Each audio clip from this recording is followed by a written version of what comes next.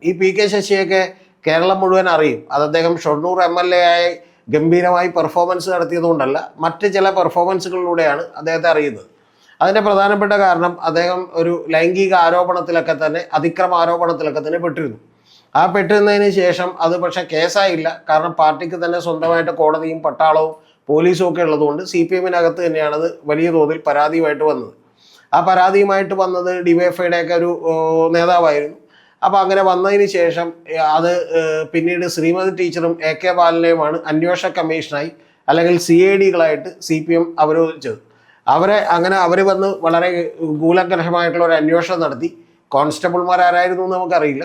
പക്ഷേ അങ്ങനെ അന്വേഷണം നടത്തി കണ്ടെത്തിയത് കേരളം മുഴുവനല്ല, യഥാർത്ഥത്തിൽ ഇന്ത്യയിൽ തന്നെ വലിയൊരു അത്ഭുതമായിട്ടുള്ള കണ്ടെത്തലായിരുന്നു. അതിൻ്റെ കാരണം ഈ പി കെ ശശി നടത്തിയത് തീവ്രത കുറഞ്ഞ പീഡനമാണെന്നാണ് അവർ കണ്ടെത്തിയത്. അതായത് പീഡനം നടത്തിയിട്ടുണ്ട്, പക്ഷെ അത് പോരാ എന്നാണ് ഉദ്ദേശിച്ചതെന്ന് തോന്നുന്നു. അല്ലെങ്കിൽ ഇനി കുറച്ചുകൂടി തീവ്രത കുറക്കാമായിരുന്നു എന്നാണോ കൂട്ടാമായിരുന്നു എന്നാണോ എന്ന് നമുക്ക് മനസ്സിലായില്ല.